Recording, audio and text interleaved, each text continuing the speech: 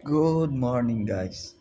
Ngayon guys, dito na naman tayo sa isa sa mga building na ini-maintenance natin. Ito po ay building 1760. Puro general yung mga AC dito. Ngayon maglilinis tayo ng BRF na naman kasi masyado nang madumi ito eh. Linisin naman natin para makahinga kasi medyo madumi na din masyado.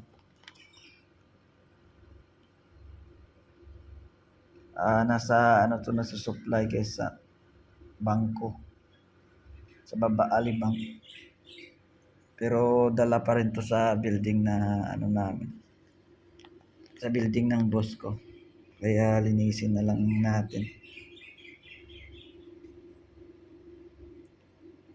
Pakadumi na din. May ni-repair kasi kami na isang AC dun sa flat 46, kaya nung natapos namin nakita ko to masyado nang madumi, kaya linisin na lang natin.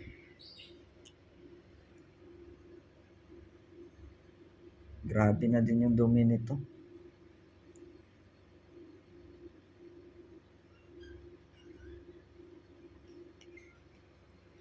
Isa-isahin ko lang para hindi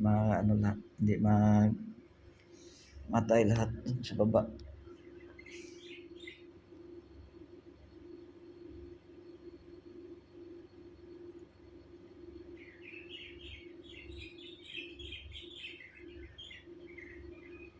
Napakadumi din.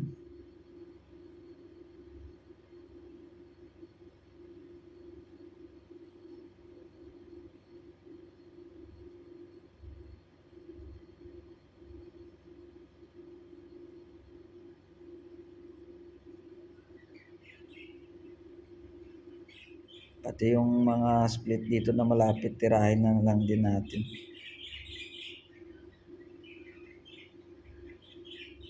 Yung kasama ko naman init din kasi. Tingnan nyo guys, grabe yung latak ng alikabok. Ito po ay general din yung dito, BRF. Yun lang kagandahan sa mga building na namin dito, yung hawak namin.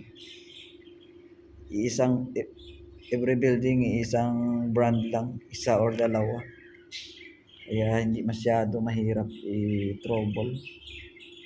Tsaka sa rooftop lang. Pag nagka-problema, mga palit compressor, hindi mahirap.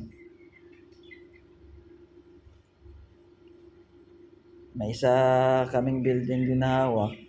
Yung sa boss ko, din yun. Nasa gilid yung mga condenser, kaya delikado. Nasa canopy lang. Pero isang building lang yun. Medyo mababa lang yung mga 5th floor. Pero